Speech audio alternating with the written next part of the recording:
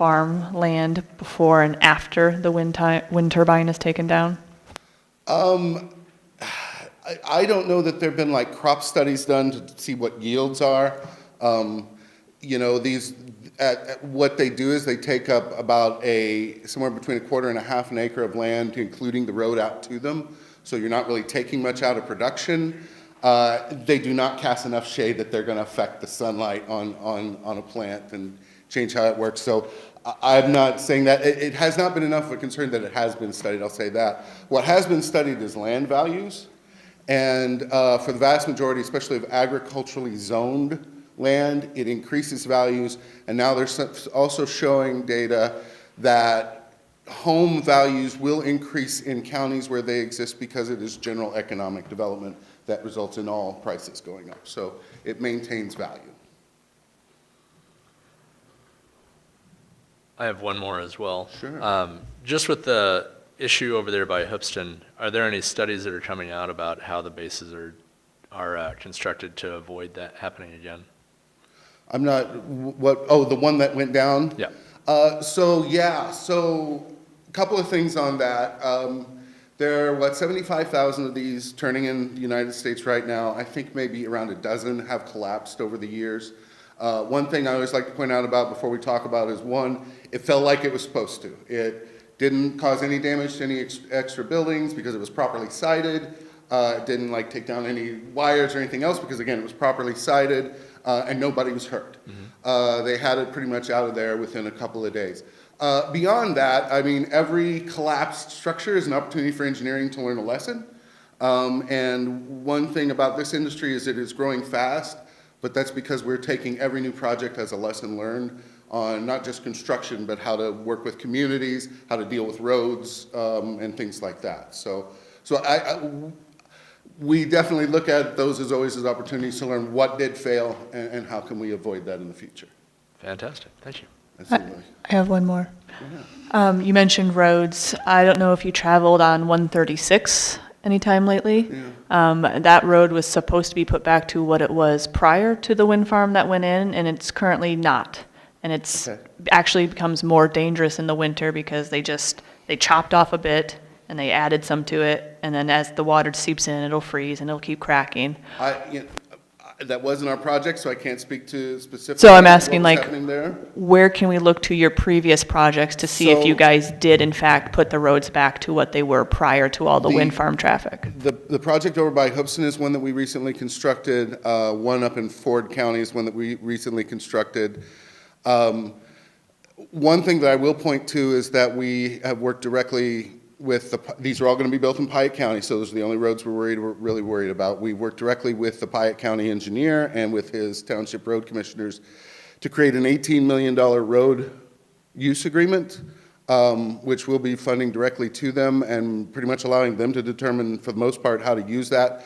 That will be money in the beginning with us doing initial work, followed up by post-work maintenance, and then some long-term maintenance payments as well. I didn't negotiate that, so I can't speak to the specifics, but I do know the number is $18 million, and that can be an awful lot of road embankment improvements. As to the one over there, you know, there are bad actors in every industry. I tell you, I get more frustrated with other companies in my own industry often than I do some of our opposition because they don't do the work that we do. One for Apex is a much larger company than a lot of these smaller operators, and so we have a lot bigger resource base of both knowledge and financial backing to be able to handle these better. Our goal is to build this and prove all the detractors wrong on that. That's the best answer I can give you because I can't speak to that specific piece of road. Although I do drive on 136 from time to time. Excuse me. Yeah. It says that the plan is commissioned or the project is expected to last about 30 years and then be decommissioned. Assuming that that's exactly what happens and it is decommissioned, what can a community expect at the end of those 30 years if the project is just decommissioned? Sure. So it's a two-part answer for me because we always talk about decommissioning, but for the most part, the goal is to continue the project. So each one of our leases is an initial 30 years with two 10-year extensions, so we could be talking 50 years. And more likely than decommissioning, what's going to happen is called repowering, where they're going to come in, and it could well happen before the 30-year time span. They're going to determine that a new technology or a new turbine is going to be far more efficient, and it'll be worth the value to reset everything and put these new turbines out there. Now, at that point, as I explained to Dr. Standiford, that's a reset point then on your valuation for your revenue. So then, let's say that they go from a 6 megawatt turbine to an 8 megawatt turbine. We're now paying you for an 8 megawatt turbine in our tax revenue, and it restarts before the depreciation. So more than likely, our goal would be to do a repowering.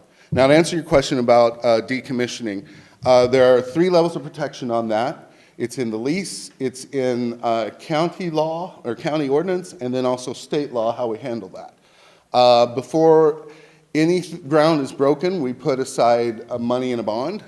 That money is listed. We've often worked with like Bank of America, very large banks that hold these bonds.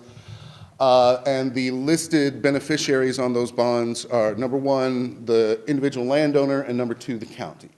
So that should the long-term situation happen that, so there could be a couple things. 1, it's no longer valuable to generate electricity off of wind, and a company decides to pull everything out and scavenge it and do all that. Or worse comes to worse, and this is what everybody believes is worried is going to happen, is that we fail as a company and nobody's willing to buy this $500 million worth of equipment that's sitting out there generating electricity. So if that's the case, then that bond is then released, first off to the landowner to have it removed, and then to the county if that landowner no longer exists or there's a problem there, so the county can have it removed. That money is listed to remove everything down to 5 feet, which is kind of where the Illinois Department of Ag wants it. They don't want us really digging down and tearing things up lower than that. That also leaves basically the connection lines in the ground, because once we get those down there, farmers don't feel a need for us to go back and rip all those up and tear up their farms again someday later, 30, 50 years down the road. So the money is all in place for that to happen. It is re-examined I think with this project, every 5 years to make sure that it's sufficient. That's done by third-party engineering to determine that there's enough money saved away that these can all be removed should worst comes to worst, then everybody abandons them. Just out of curiosity, how deep are your footings for the windmills? So for these turbines, they're 6 megawatts, so they are a little larger, heavier turbine. It's probably going to be at the center around 15 feet.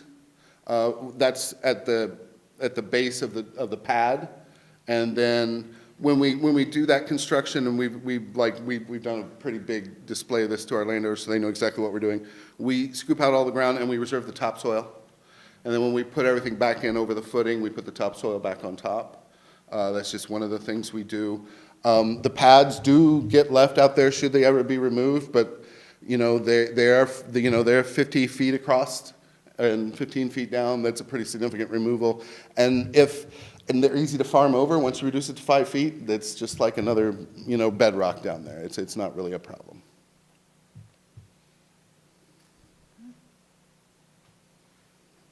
Any other questions? No? All right, thank you so much. Thank you, guys.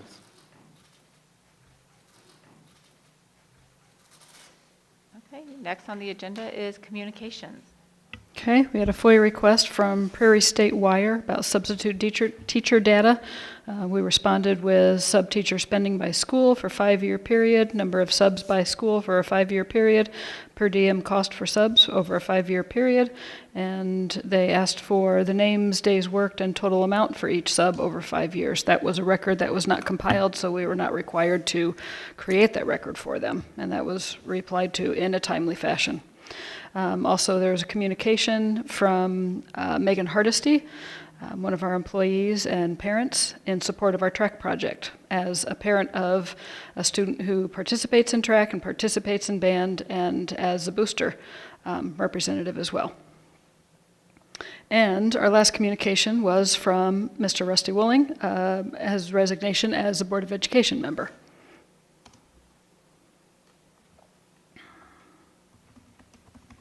Up next are committee reports, and there are no committee reports, so that's easy enough. Up next, administrative reports, first with the superintendent. Okay, so a lot of things that I talked about in my report are getting ready for school, because that's upon us, coming up pretty quick next week. So we have first night happening in Mansfield on the 14th, and we have first night happening in Farmer City on the 15th. We do rotate those evenings each year, and this time Mansfield goes first. I do want to say those new staff members that we do have approved before the end of the meeting tonight. Noelle Cooney is going to be a first grade teacher. We did have a teacher move into the title position, so we had an open first grade spot. Brianna Early is joining us in second grade. We had a late resignation there. Sadie Penrod is filling our new third grade position because we had enrollment increases. And we have two new sixth grade teachers, Kristen Reynolds and Carrie White. Both of the teachers from sixth grade last year have moved into the other side of intermediate junior high school building. Raquel Eshelman, who is a familiar name, she's been an ELA coach for the last 4 years in the district, and now she has jumped inside the district, and she will be an 8th grade ELA teacher in Mansfield. Haley Robbins is going to be a paraprofessional here at the high school.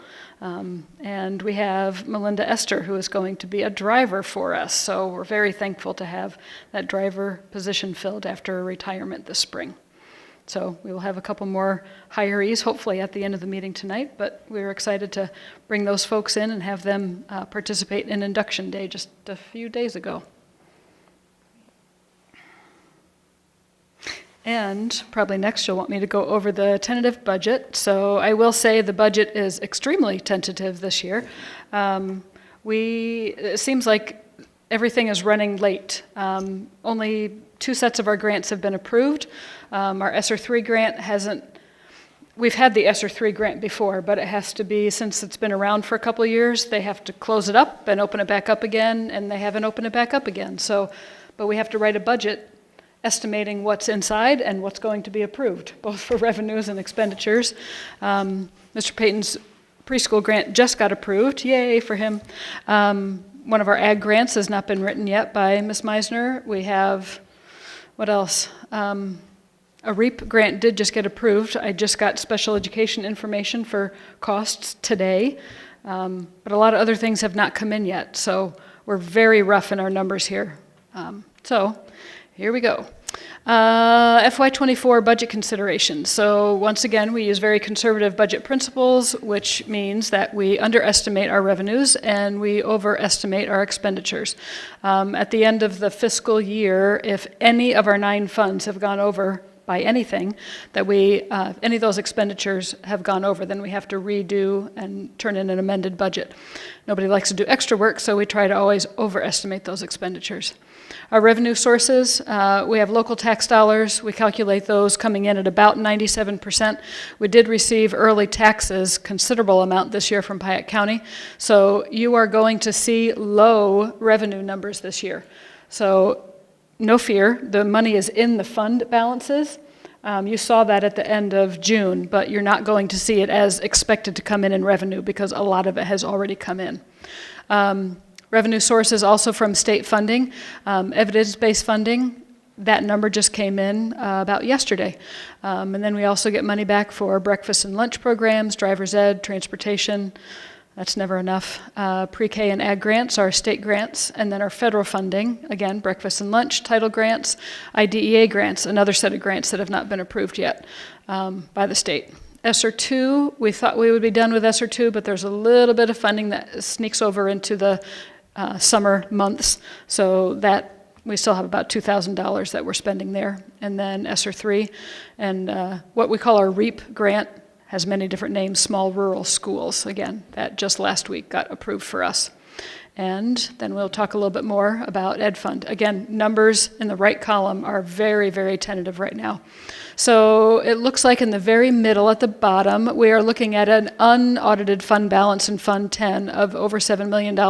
Again, this is part of this year's taxes that was already received last year to the tune of about $1.5 million. We've already received, that's this year's money. So I expect about $7 million coming in. Expenditures right there, very high guesstimate right there is about $9.5 million. when I bring this back to you next month, we're not going to be in the same situation of expecting quite that big of a deficit, but there's been a deficit for probably about the last 10 years in the ed fund balance when we went to the budget, and that's going to be expected again.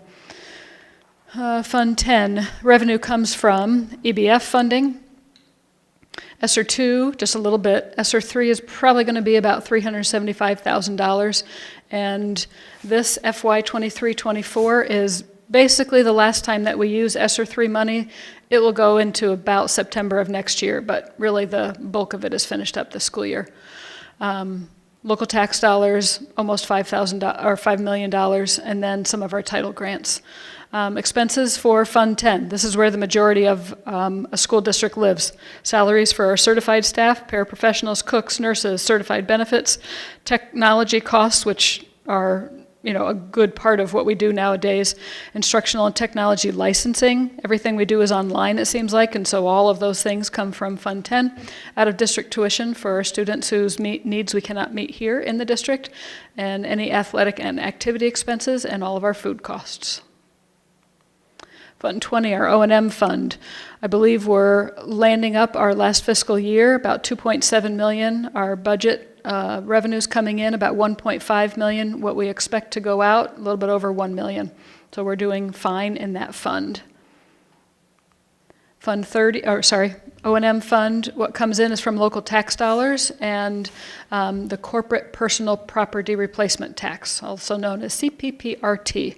That's where corporations get taxed for the things that they have in their businesses, according to where they were many, many years ago. It's a funny formula that they use.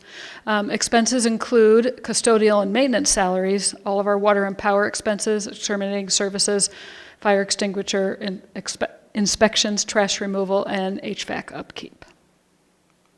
Fund 30, debt service. Unaudited fund balance in the very middle at the bottom there, about $500,000. Again, that has some of this year's revenue in there.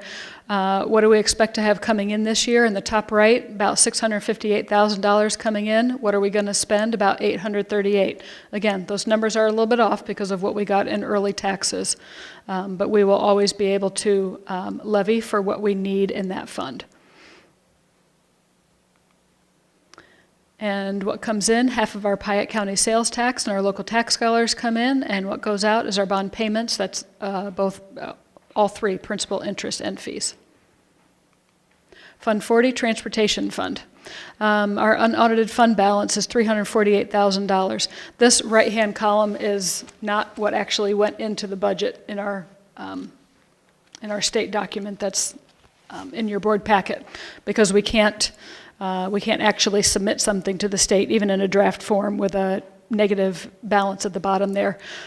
We don't have our transportation claim done yet. That's not due until next week, so I have some very low revenue numbers sitting in there right now, so that's the reason why we're off a little bit. But our transportation fund is not in great shape. We don't get great money back from the state. It's always prorated.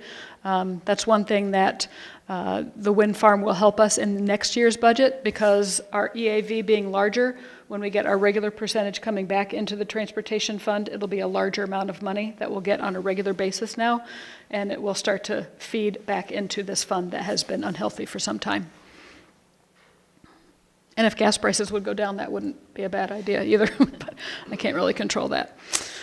So Fund 40, what comes in? Prorated transportation reimbursement. ESSER 3, money that goes for transportation costs for summer programming. Local tax dollars come in. Expenses, salaries for transportation department, bus lease, that's a high number. Purchase of an activity bus, another high number, and fuel and licenses. Fund 50, IMRF and Social Security. Fund balance in the middle bottom there is about $394,000. On the right-hand side, we expect to bring in about $223,000, spend about $340,000.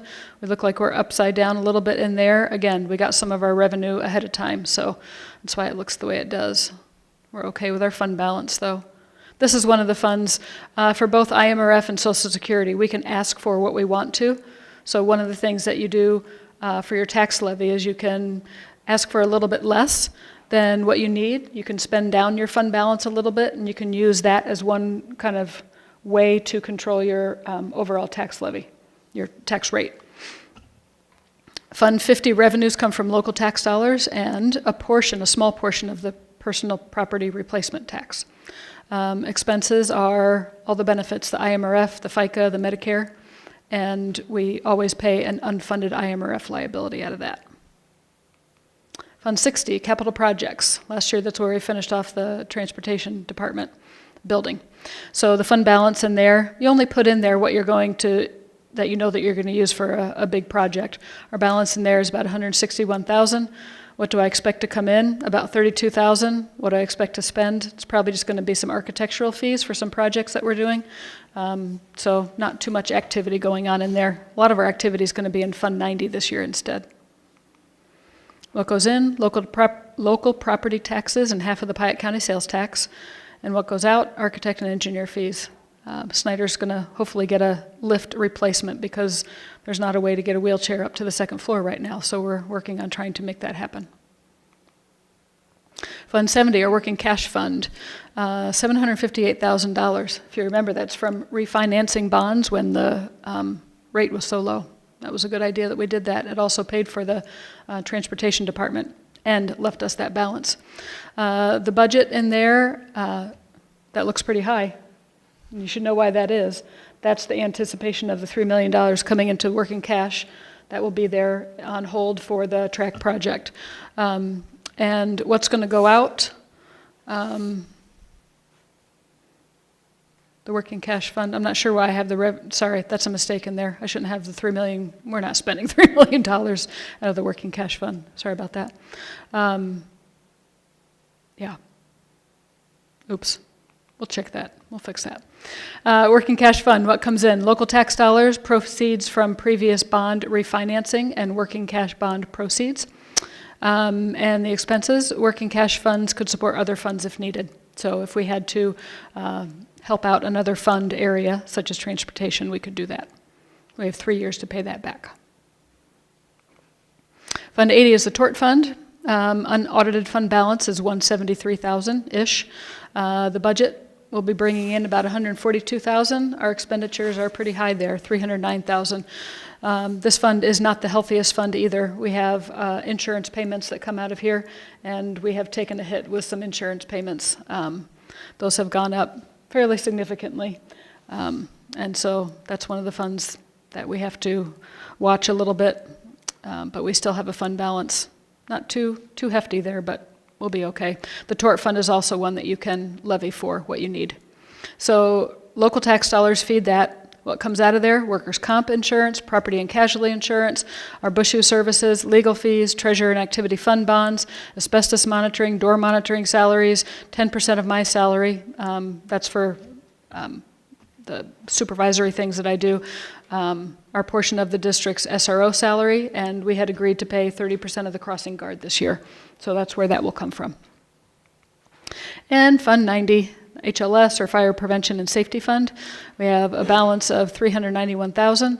What do we expect coming in? That's where our HLS bonds will go in, so you see a number over $3 million coming in. This right now is kind of a guess as to how much of that money we might be spending in FY24. We have a big expenditure coming up with roofing, and some of that might start to come out of the fund before June of 24 is up. So I kind of made a guesstimate of what some of those numbers might be, knowing that it's always better to guess higher than lower when you're talking about your budget. So that's kind of where we're guessing for right now. Revenues coming in, local tax dollars and HLS bond proceeds, and HLS approved projects is where we'll spend that money. Architect and engineer fees, and then also the purchased construction services. That was fun. Any questions? Again, very much of a draft form. It's very difficult to get the information that you need, especially this year for some crazy reason. Everything seems to be very slow this year in getting numbers, opening grants, closing grants, and so on. So we give you the best that we can at this point. It sits on the table for 30 days, and then I will be able to give you better numbers. Again, but a budget is a bunch of guesses. Math teachers don't like guesses, and I'm still one of those, so that's a hard thing to do, but we'll try to give you the best that we possibly can when we come together in September.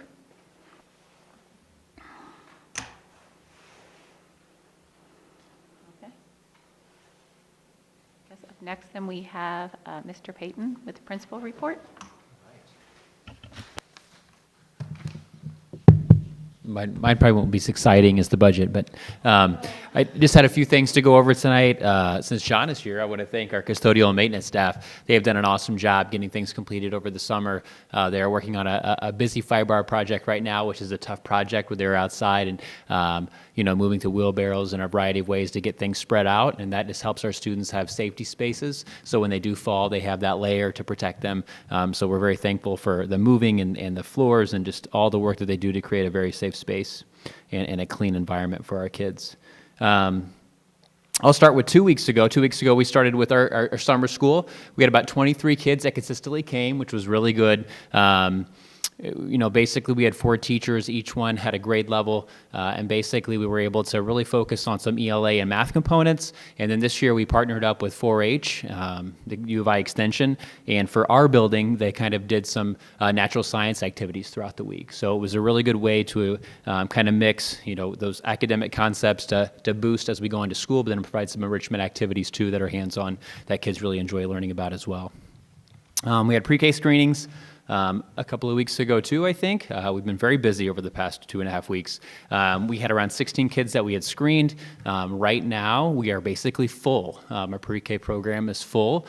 We do open up 1 to 2 slots that we keep open, and that's part of the grant process. The reason we do that is for students that move in that may come from a foster placement or at risk is what's considered by the state. So we leave those positions open until October 15th, and if no move-ins happen during that time, then we'll open it up to any students that we have on our waiting list. But right now, we do not have a waiting list currently. Let's see, what else do I have for you? Oh, right now we are doing Kindergarten Jumpstart, which is exciting. Mr. Inger's son got to experience that the last couple of days. What we do is we break it up into 2 days, and we bring in half the students for each of those 2 days. And it's just a great way for the kids to come in and to experience smaller class sizes, really for teachers also to develop relationships. It's kind of that stress-free, not focused on academics, but how do we teach expectations, procedures, seeing different parts of the building, but really connecting with kids so that we have some very successful experiences as they move in, because some of them it's their first time coming into the school building, especially for a full day. You talked about my new teachers. I was going to talk a little bit about them, but I've been very impressed with the amount of work that they've come and done over the summer. Mrs. Trimble has done an excellent job providing learning experiences for them over the summer. So we're giving them just about every opportunity to have them ready to learn about our curriculum, talking about instructional strategies, best way to create scheduling, and so on. So we have been very thankful that the district does put money into that, because this is one of the best districts I've ever been in that has really spent time and effort into PD and training teachers and mentoring and induction. I've only been in 2 districts, but we do a really good job. I am very impressed. So yeah, that's basically it. Any questions for me? Sorry, I need to figure out how to get this mic higher. Okay, Mr. Huddleston. Good evening, everybody. This month you got a copy of our school improvement plan, which was much earlier than it was last year. One of the caveats that kind of come with that is that some of the data in there is a little bit old. So as you look through it, you'll see that the demographic data, the IR data has not been released on the state website yet. So there'll be a process where that gets updated as we move through the year, but it had to be done by August as part of our 5-year plan that we're working on with the state due to our targeted designation. So August was the last point. Even though everything's not ready, it still had to be submitted to you guys, but it will be updated with more current data as we move forward. We also had summer school this year that we partnered with 4-H. The students came for 2 weeks over Monday through Thursday. The 4-H program was really neat. They did work with our 4th through 6th grade students that attended with electronic circuitry, and then our 7th and 8th grade students did drones. The groups of teachers and facilitators from 4-H were really excited to be working with Blue Ridge again and are really open to figuring out ways that we can expand that relationship moving forward, even outside of summer programming. So hoping to connect with them more and see what opportunities we can provide for our kids there. It's a really exciting aspect of getting to have this relationship with them. Registration, much like Mr. Payton remarked upon, has been going really well. We had most of our families participate in the online registration that ended over the weekend. And we've had 12 new families that are moving into the building this year, which is super exciting. From talking with some staff, that's kind of up from previous years. So we're excited to be welcoming some new families throughout the building. I just checked in with Ms. Duvall before I left. We are down to 5 families, returning families, to register for school. So that is all due to my 2 office staff members relentlessly calling families and emailing them and just kind of contacting them to make sure that if there's anything we need to communicate, or is there something that they need, they've been excellent about that. And so that's much appreciated on my end as I've been away trying to get some meetings done through this first part of the year. We also have some staff changes, as Dr. Stanifer mentioned. Our 2 new 6th grade teachers will be having a team, although they do come with some experience. You guys, as know, Ms. Pam Hauser is going to be helping us out with the Return to Work program, filling in for one of our LBS 1 positions. So we're super excited to bring in her experience and expertise into that position for this school year.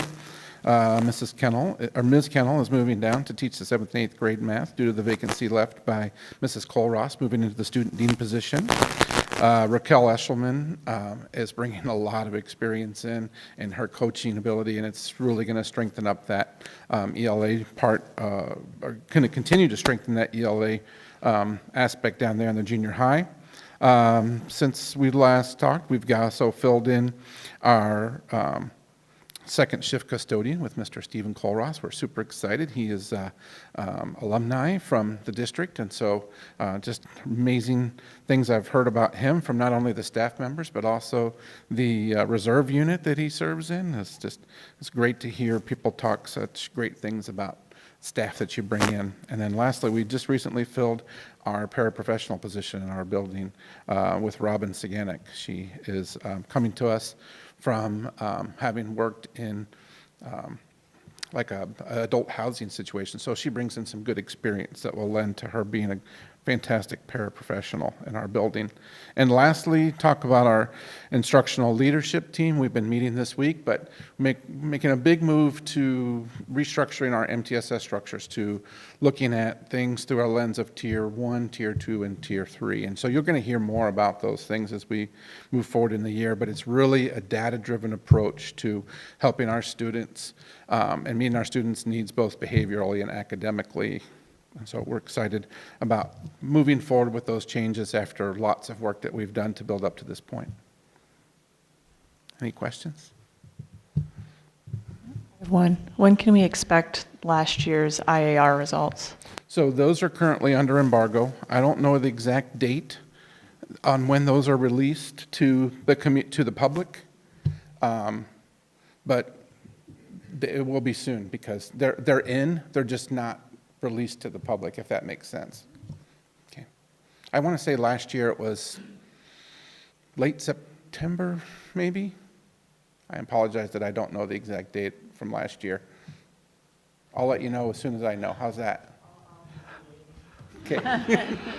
Any other questions? I have one quick question. Sure. Based on the report that was in there, looking at the attendance record for the last, it was 21-22, do you feel like that working on the attendance is going to be something that just helps us out automatically with our test scores? Oh, definitely. It's hard to learn if you're not consistently attending school. And if you look at that, I mean, that one of the areas that really stood out as I was preparing that report last year is we had, 44% chronic absenteeism. That means that 44% of our students missed 18 or more days of school. That's a big number. And that was for the 22-23 school year, I think. No, sorry, 21-22 school year. Mm-hmm. So we'll get the data that comes in will show what was our attendance rates for the 22-23 school year. And that's the things, those are part of the school improvement plan that will be updated once that information gets compiled by the state. I just checked this afternoon before I came up here, and it has not yet been updated. All right, thank you. Yeah. Okay.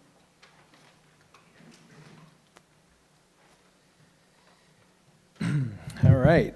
Well, yeah, we also, a couple weeks ago, wrapped up our summer school program. We do a Math Booster. It's not for credit. It's just for kids that struggled a little bit with math last year. And so they just come in and hang out with Mr. Mintier and learn math for 3 hours for a couple weeks. And so 8 different students were here from time to time. We'd invited 15, but just various circumstances made it so that several couldn't attend, but still feel like it was a great benefit to those who were here. This week has been a little hectic with some PBIS training. Bert referenced it a little bit. As a district, we are really working on restructuring those MTSS structures and processes. And at the high school, that's been a major undertaking for us. We've been pretty far behind the curve on that. And last year, our ILT started learning about a lot of these, the correct way to do things. And kind of a fun moment that I had yesterday was I know where we were at the beginning of last year with all of this stuff.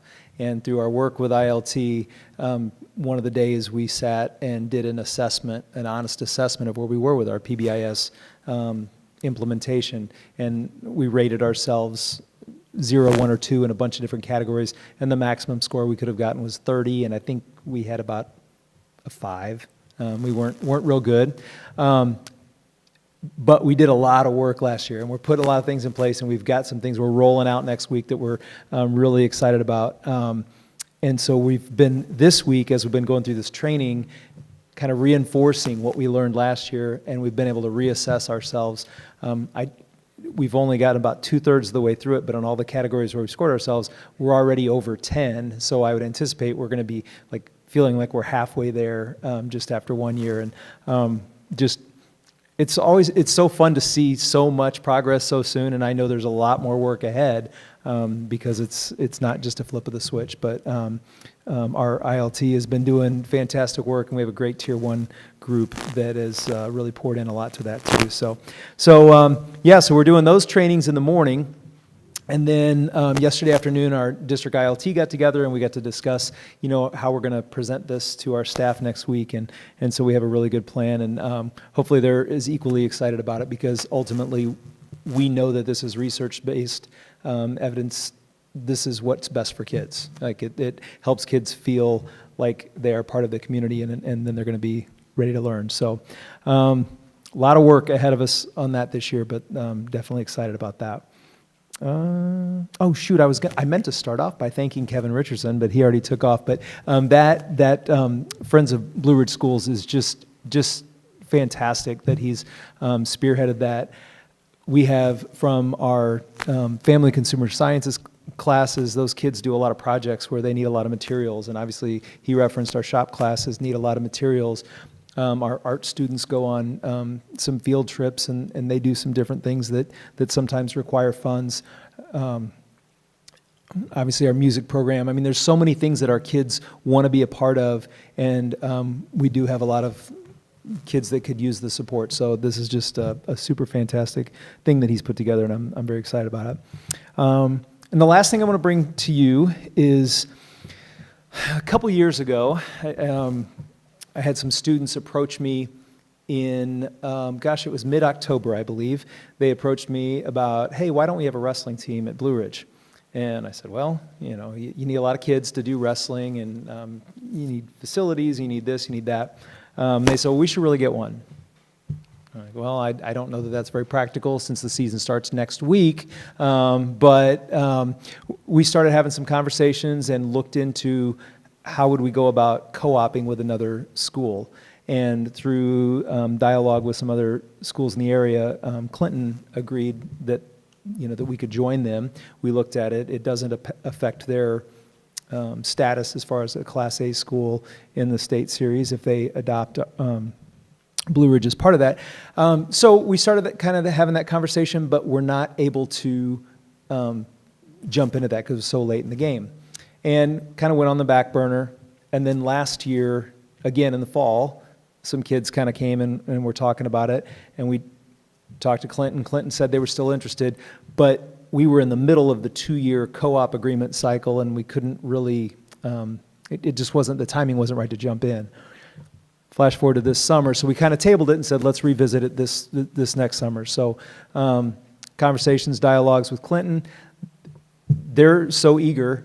I reached out to their AD one day and said, hey, would we still like to do this? Next thing I knew, he had an agreement from his board that said, yep, we'll take Blue Ridge for a co-op. He sent it to his conference. They said, yep, you can have Blue Ridge as part of your co-op for wrestling. And I said, whoa, I haven't even talked to my board about this yet, but glad you guys are eager. So essentially, for IHSA, we have a co-op agreement where DLAN sends kids to us, and we do that on a 2-year cycle. And they prefer that schools lock into that and say, yeah, we're going to do that for 2 years, because so it's not so fluid. So that cycle starts for all schools across the state for this school year, the 23-24 school year. Wrestling season doesn't start till late October. Generally, they like those winter sport co-ops to be in place by early October. I just come to you to throw it out there. Some cons, the negatives to adding another sport or activity. It potentially could detract from some of the things that we offer. And we don't want to take things away from some programs we already have. I'll tell you, I've surveyed kids about the interest level, and we have a handful of kids that are still interested, maybe 4 or 5. None of them are currently doing a winter sport, so it wouldn't detract from anything that we have there. I think the biggest issue is trying to think about how do we get those kids to Clinton for practice every day and back and get them there for their wrestling matches and all that. So Dr. Stanifer and I have kind of talked about, we'd almost have to create sort of a coach position that doesn't exist, and they wouldn't necessarily have to be a wrestling coach. They're really just driving a bus to Clinton and back and supervising the kids in that regard. There's a lot of things to still look into, but I just kind of wanted to let you know that those are discussions that have been kind of ongoing between Clinton and us, and they're really excited about it and they're moving full steam ahead, and so yeah, I just wanted to throw that on your radar. Obviously, we can't make any decisions and act on it because it wasn't on the agenda, but I'm just planting the seed. Chelsea, do you have any questions? No. Awesome. It's a great day. All right. Oh, I'm sorry. Anyone else? Is there anyone else that would like to ask a question? You're giving me time to come up with a question. I know. You asked everyone else questions, so I'm kind of feeling left out. I thought about it. Although I was impressed that he had no referrals during summer. All right. Okay, and then we have the other reports in the packet. Get back on track here. Sorry about that. And then up next is the approval of consent items. I need a motion and a second to approve the consent agenda items listed on attachment A as presented. So moved. Jason? Seconded. Chelsea? Yes.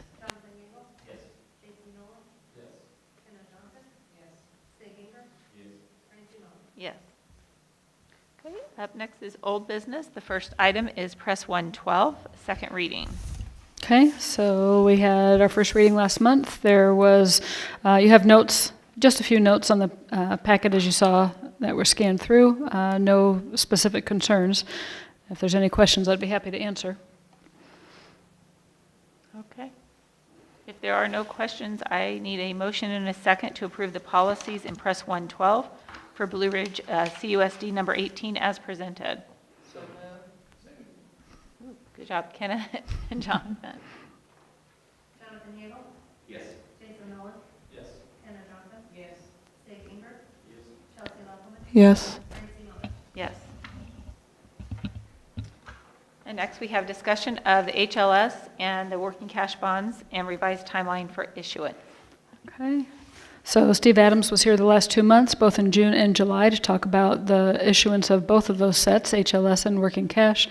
It was agreed in July that if the community was given the opportunity to hear about the plans for the track field Memorial Plaza project, no major dissension was noted that we would move forward. The amounts that we talked about for the working cash bonds would be $3 million over 14 years. The HLS bond amount is determined by what's approved by ISB, which is $3,130,666. We did hold a special board meeting on August 1st. We did have a dissenting voice, but we did have a very good amount of support for the project. And in proceeding with those bonds, there is a new timeline that's included in your board packet that does include a resolution about what they call a BINA hearing that would happen in September. And then you can see the activity that would happen. There's a lot of work that's done between PMA and myself. And then you can see the different activity. The BINA hearing would be held in the month of October. There would be, the board would accept parameter resolution in November, and then the final bond action would happen at the end of December, so by the end of 2023. And so there's no action that's needed. It's just kind of a follow-up informational piece for you. When we have approved the bonds, how long does it take from the approval in December until the monies start coming in? It's about a 60-day process from what I've heard. Okay. Yeah. Okay. Any other questions about the bond and timeline? Okay. Next is review for approval of pre-purchasing chillers for the high school HLS project. Okay, so again, we are working within our HLS category, so that's Fund 10. And we had talked previously, GHR has recommended that we do something a little bit different. We have chillers that are going to be very difficult to find.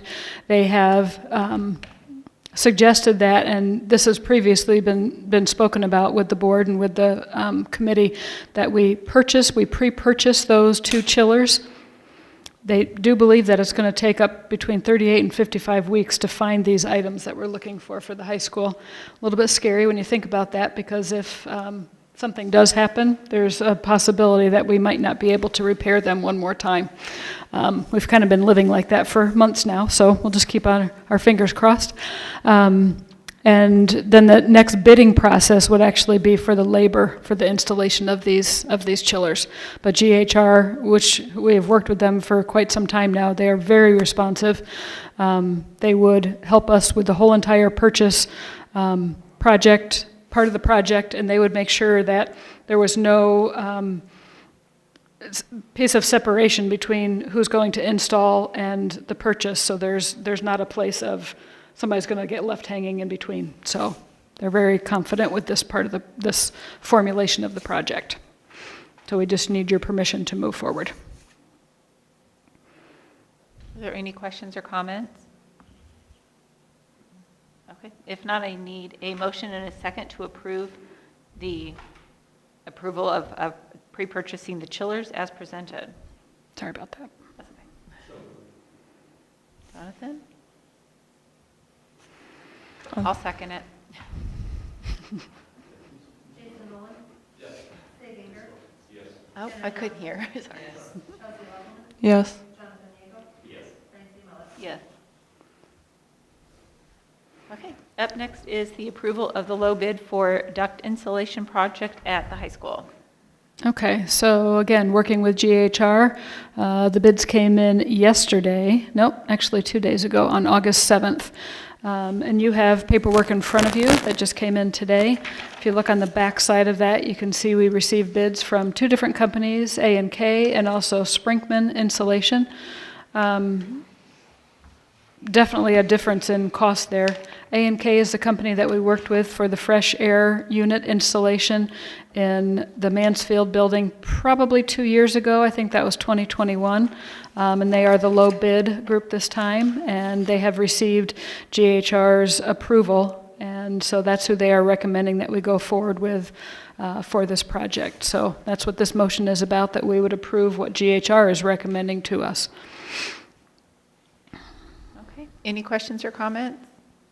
All right. If not, I need a motion and a second to approve the contract between A&K Insulation and Blue Ridge CUSD 18 to complete the duct insulation project at BRHS as presented. Seconded. Chelsea? Seeginger? Yes. Hannah Johnson? Yes. Chelsea Lovelman? Yes. Jonathan Yeagle? Yes. Jason Nolan? Yes. Francie Miller? Yes. Okay, up next, new business. Review for approval tentative 2023-2024 budget. Again, very tentative right now in its format, but we are observing conservative budgeting practices, underestimating the revenues, overestimating the expenditures, and we will be making changes to modify that to make it as accurate as possible before September, but we just need your approval, knowing that it's in a tentative stage right now. Okay, if there are no questions or comments, I need a motion and a second to approve the tentative budget for Blue Ridge Community Unit School District 18 for the 2023-2024 fiscal year as presented. Jonathan? Second. And Kenna? Hannah Johnson? Yes. Chelsea Lovelman? Yes. Jonathan Yeagle? Yes. Jason Nolan? Yes. Seeginger? Yes. Francie Miller? Yes. Okay, up next is the resolution to place the tentative budget on display and set a time and date for the public hearing. Okay, so this is routine. That just means that we're going to have the budget available if anybody would like to come see it before our September meeting. And we traditionally have our hearing meeting at 6:50 at our September board meeting. So if you could approve that and then mark your calendars accordingly.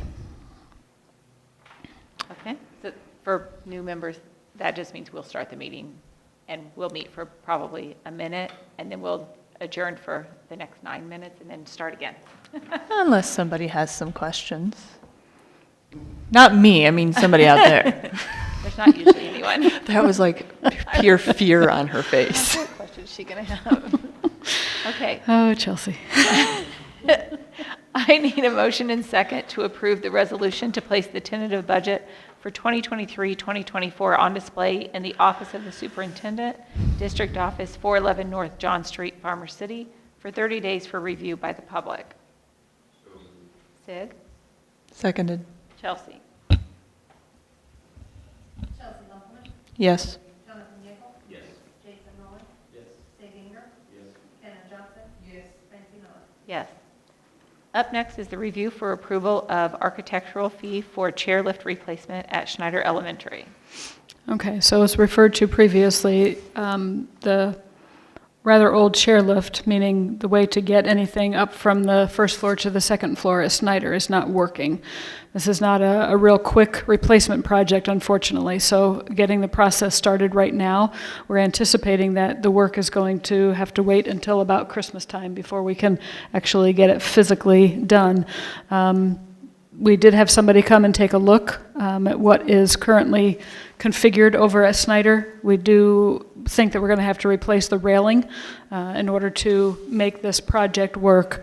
The estimate is somewhere around $75,000. Our special education grant funding, IDEA funding, we've had some carryover there. As long as this is available to be used with any student, special education or non-special education, we can use that funding. So what this motion is doing is giving us permission to hire Reef Stack Reed to be the company that's going to oversee this and do the bidding for us so we can get this project underway and hopefully get it installed over Christmas break. Okay, any questions? All right. I need a motion and a second to approve the architectural fee agreement with Reef Stack Reed and Company Architects for the chairlift replacement project at Schneider Elementary as presented. Seconded. And Chelsea? Chelsea Lovelman? Yes. Jason Nolan? Yes. Seeginger? Yes. Hannah Johnson? Yes. Jonathan Yeagle? Yes. Francie Miller? Yes. Up next is consideration for adding a bus aid position. Sometimes what happens during registration is you have some enrollments that require some additional support, and so there are sometimes some last-minute things that you have to hire for, and that's our situation right now. We have a youngster coming into Mr. Payton's building. IEP paperwork shows that we need to have an aide on the bus.